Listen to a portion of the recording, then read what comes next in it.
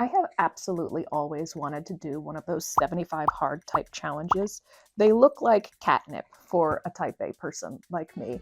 And it's not even that I usually felt like I needed that much of a boost to be getting all of my goals done.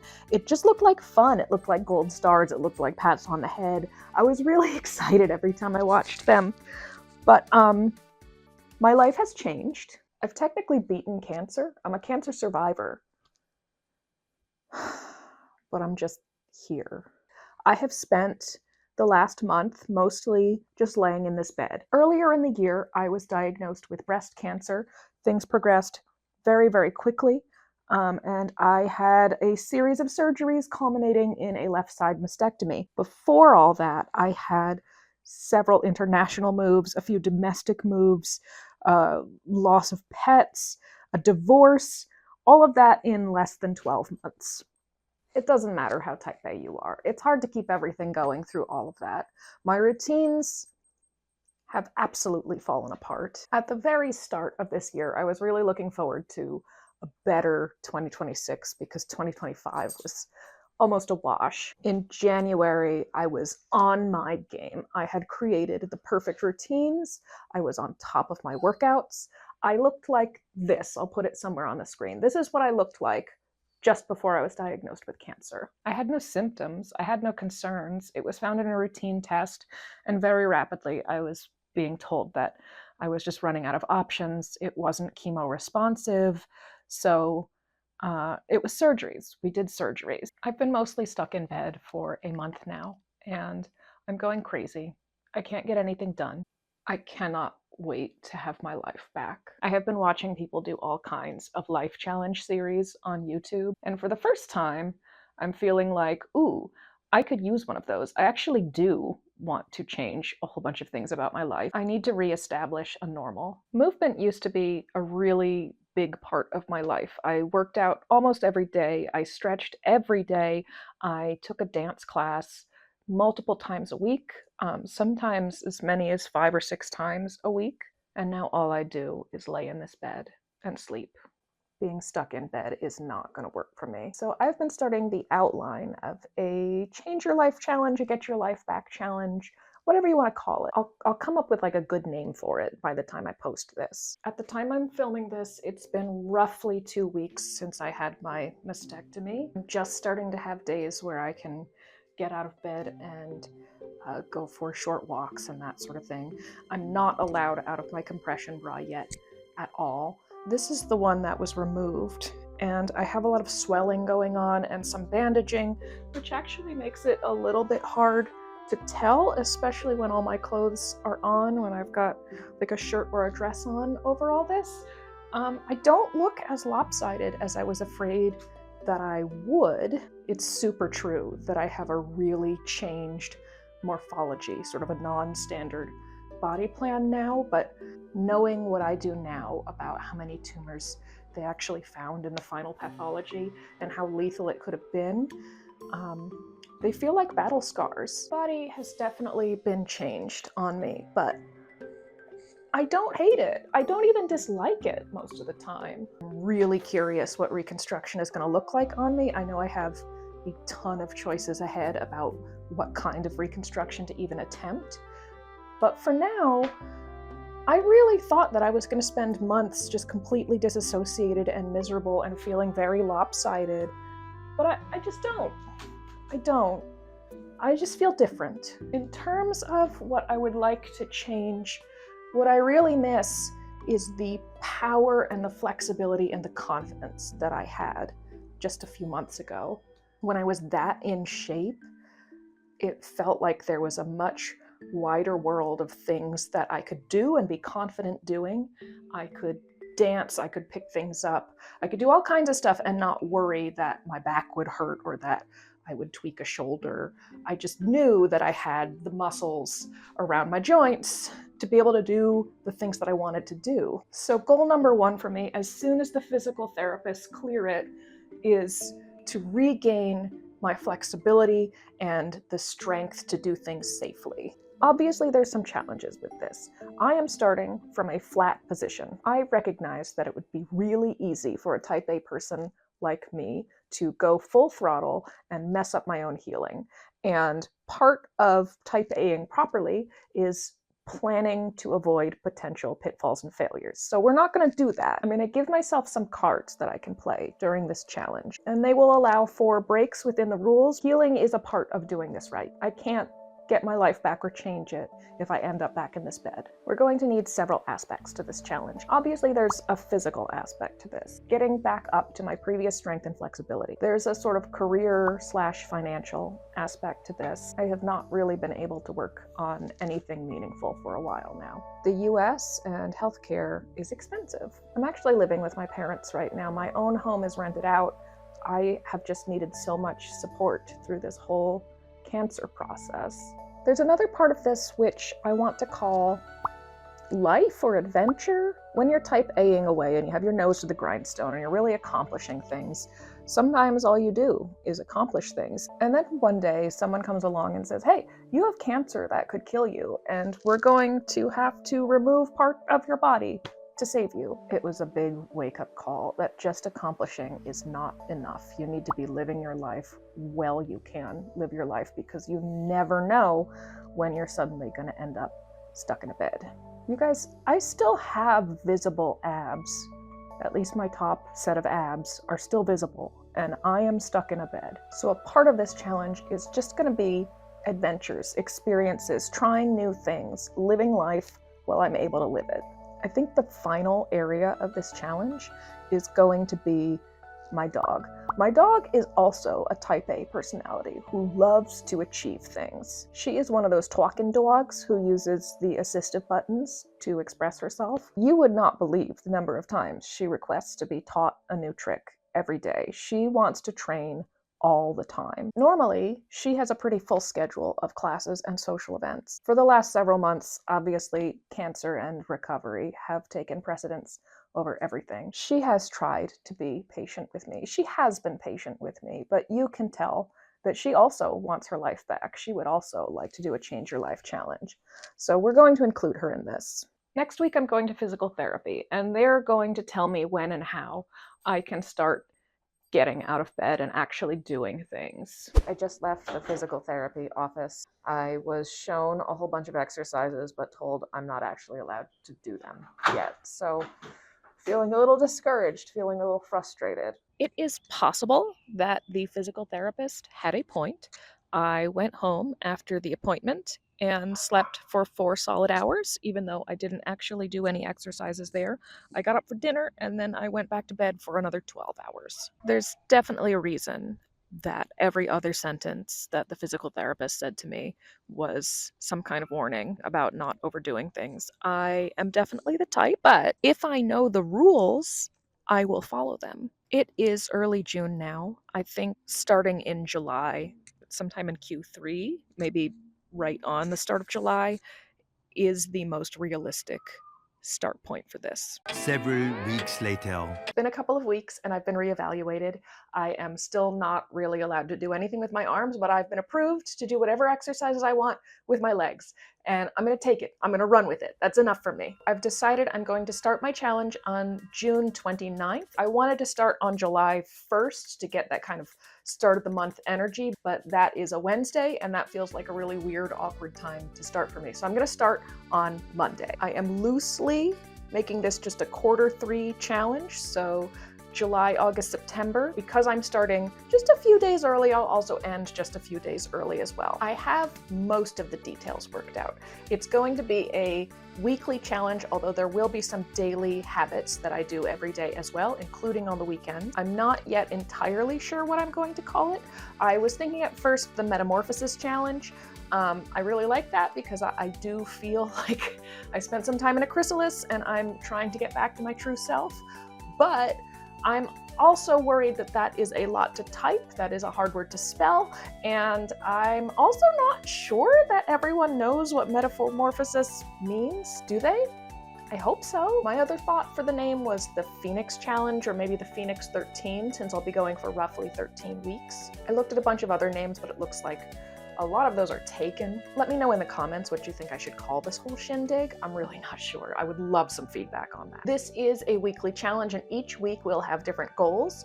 Some of them will look similar, like maybe there will be a step-based goal in every week, but the specific numbers of steps will be going up over time because hopefully over the course of this challenge, I will be recovering. Before I get too deep into what the weekly challenges will look like, I want to talk about the daily habits that I'm going to be doing every day as part of this challenge. They're going to sound really basic, but the whole point of them is to get a solid foundation of normalcy under me that sets me up for success in everything else. Throughout recovery, I have been sleeping so much that at this point I just have constant jet lag. My body doesn't know what is day and what is night anymore. All times are fair game for sleeping, and that's been fine. That's been good because I have needed that much sleep to heal, but I'm really ready to get back into some form of living life. Even the most spontaneous seat of your pants life has healthy routines in it if it's going to be sustainable. There are 4 routines which I have carefully crafted. First is my morning routine. The next, on days where it applies, is the exercise block. I'm not going to be exercising every single day, especially when I just start out, since I'm just starting out. The next one is the self-care block, and the next one is the first focus hour of the day. I do have other routines, but these are the main foundational ones for this challenge that I'll really be tracking. I'm going to go through them in detail. You can skip ahead if you don't care. I have carefully designed each one and the order that they happen in for maximum success. Morning routine. We get up, we use the bathroom. I then wash my hands and put in my contacts. At that point, I will be weighing myself in. I will not be sharing my weight because it's just one data point and it doesn't actually matter that much. Then I brush my teeth. Then I brush my dog's teeth. At that point, I will be getting dressed, but in workout clothes. But we're not to working out quite yet. Once I am clothed, I will be opening the curtains. So this is something that I forget constantly because it's just such a small detail and it doesn't really matter, but getting that sunlight on my eyeballs in the morning is going to help a lot to stabilize my sleeping patterns. Next step, I fill up my water bottle, and then as I'm sipping that, I take my dog outside so she can relieve herself. Then I spend 10 minutes training with my dog. It's her favorite way to start the day. Finally, still using that water bottle that I'm sipping on, I will take my pills. There's more of these now that I had done the whole cancer thing. Then, 10 minutes to do a quick tidy around my space. Usually this focuses on my desk so that I have a clear space to focus in. Finally, I go and I make a smoothie. The exercise block has far fewer steps. It starts with putting my Discord on Do Not Disturb because as people start to wake up, they start to message me. And when I hear the noise, I always want to stop working out and go see what they have to say. And that can really derail and extend the amount of time that I'm working out far past the point where I have budgeted time to work out. So I have found that having that first step of putting Discord on mute makes this whole process so much more successful. Then comes the workout, and finally, designated time for stretching. These are so crucial for my recovery. I have lost so much strength and flexibility through the more than a month that I have basically been on bed rest. The third routine is the self-care routine. This happens after I have worked out. The first thing I do in that is I prep my clothing for the day, my actual going out facing the world clothing, not just my workout clothing. It's important that I prep it before I actually get into the shower because remember, in an earlier step, I opened the curtains in this room. Once my clothing is prepped and brought to the bathroom with me, then of course there is the shower. Following that is my morning skincare routine. Once my skin is taken care of, I stain my lips. This lasts not quite all day, but long enough that I don't really have to wear a lipstick for the rest of the day, and I like that. Next, facial sunscreen. I do this every single day. It doesn't matter whether I'm planning to go outside or not.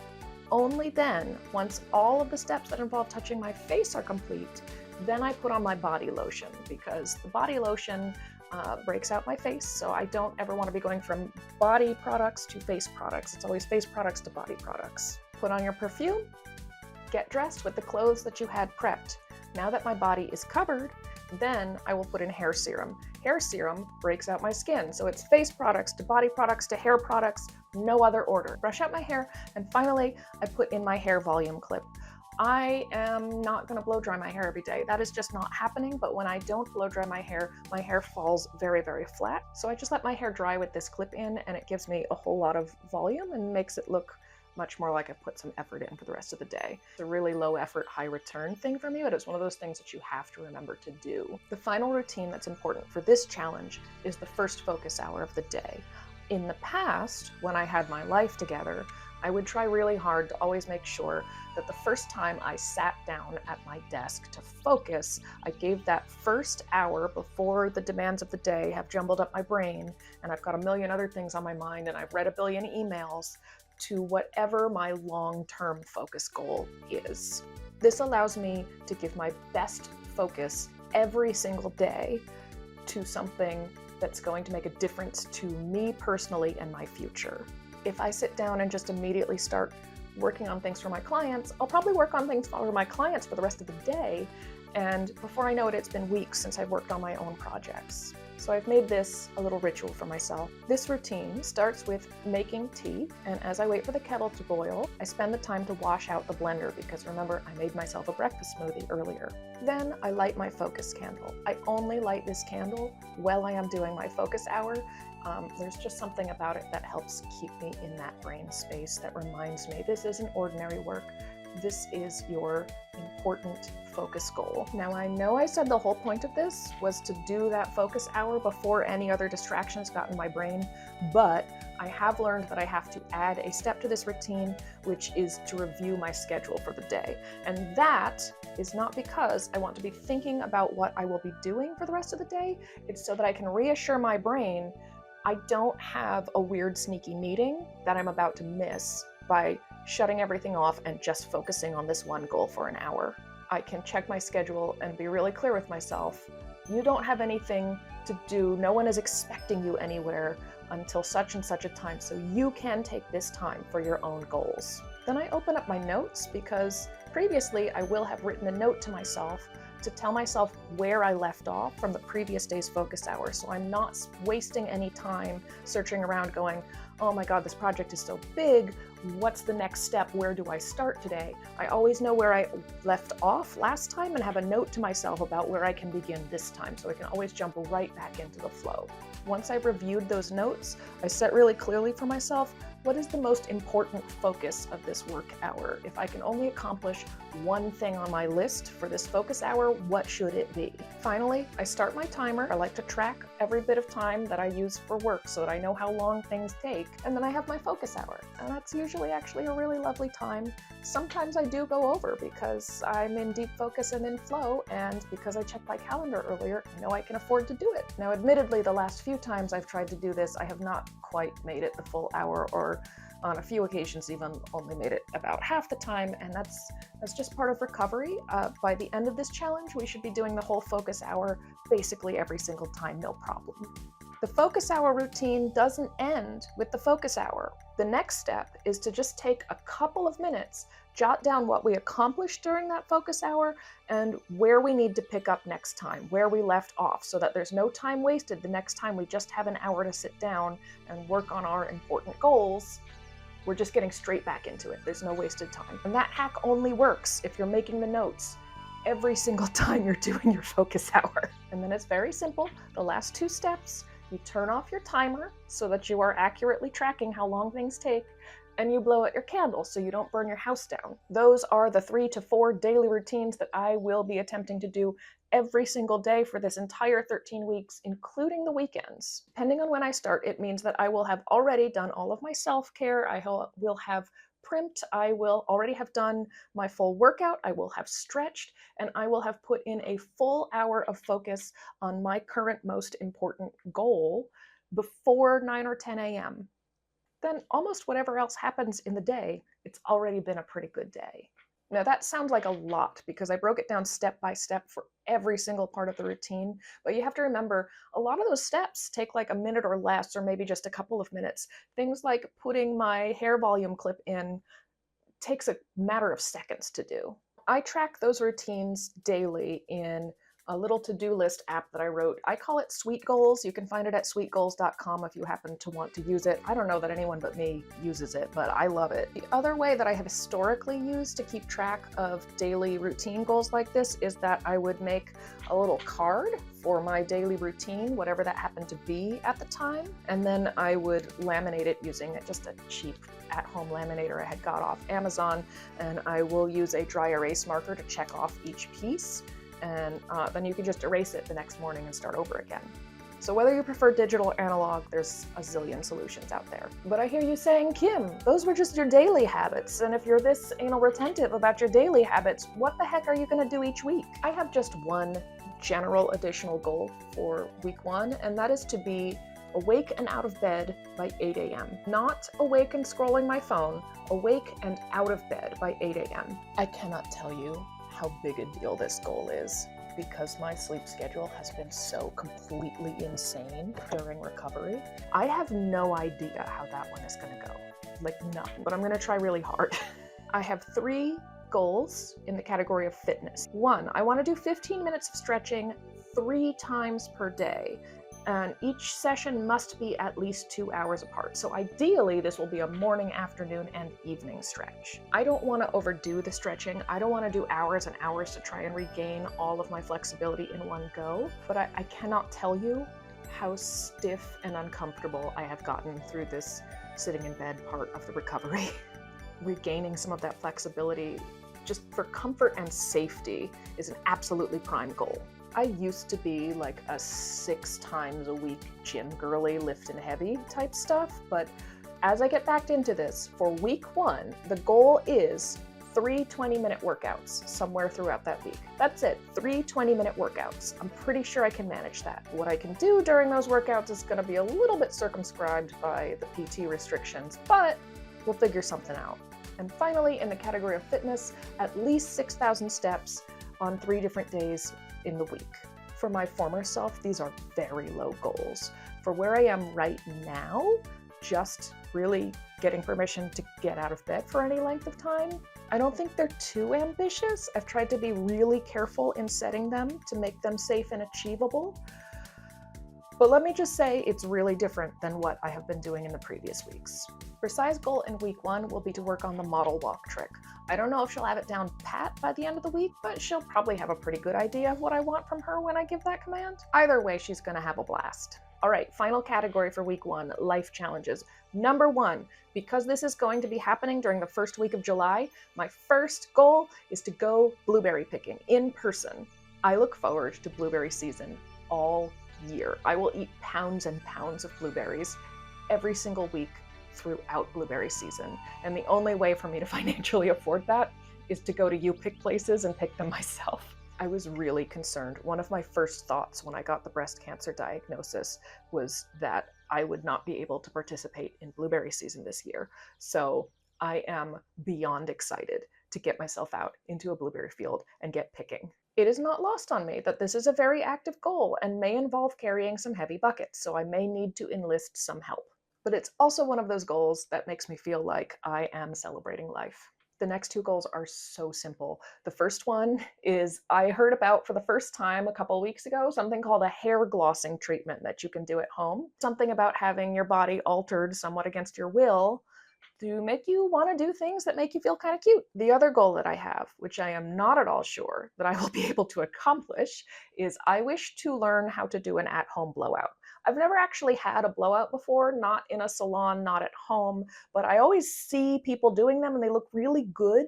And whenever I've tried it, I just get frizzy hair. So we're going to watch a bunch of tutorials and see what happens. Now, this may be a challenge, whether it's a Phoenix challenge or a metamorphosis challenge, you tell me, but one of the things we have to be really careful about is not overdoing it. The last thing I want is to go too hard, burn myself out, and end up back in the recovery bed. Anytime I talk to any of the doctors or physical therapists or anything about anything remotely like this idea, every other sentence is, don't overdo it. The other concern that I have is that I'm not fully through recovery. I still have several surgeries in my future as part of reconstruction. Those surgeries aren't scheduled yet. We don't know when they'll happen. That will be based on when my body decides that it's ready. So to make it part of the game, to bake it into the rules, I have a number of cards that I will start this game with.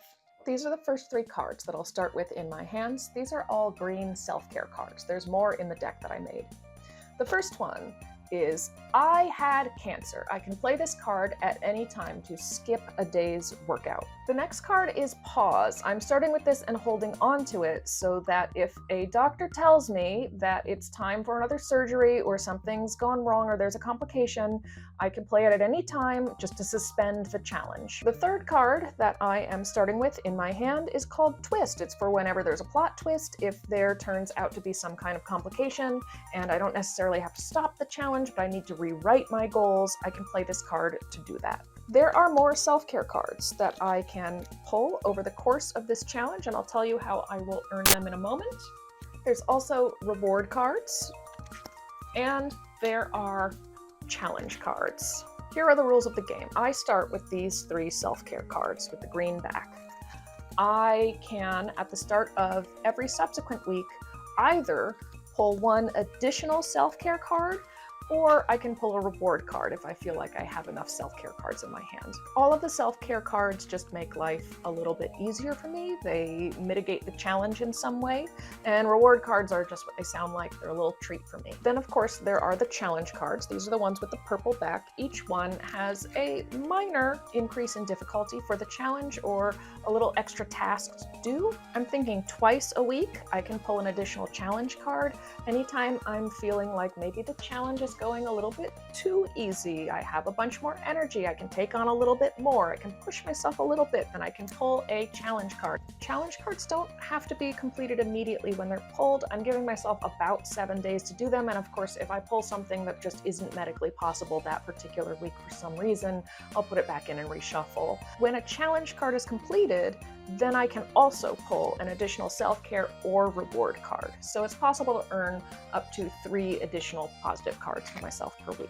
That's counting the 1 you get at the start of the week, and then if you do 2 challenges and complete them both. That's how you get the additional cards. See, now it is part of the game. It's in the challenge. It's in the bones of the challenge. It's not just me having to make a random call of like, oh, I just don't feel too good today, but maybe I could, maybe I could. No, I had a card in my hand and I played it. That's the rules. Oh, there's no limit to the number of self-care cards I can have in my hand at any time. Once you pull a self-care card, you don't have to play it right then. You can just hold on to it for when you need it. As we get toward the end of week 1, I'll discuss what my goals for week 2 are. Or maybe I'll add that at the start of the video for week 2. I don't know, I've never done a YouTube series like this before. We're gonna learn together. Remember, tell me what you think I should call this challenge down in the comments. I hope you follow along with me. Good luck, everybody.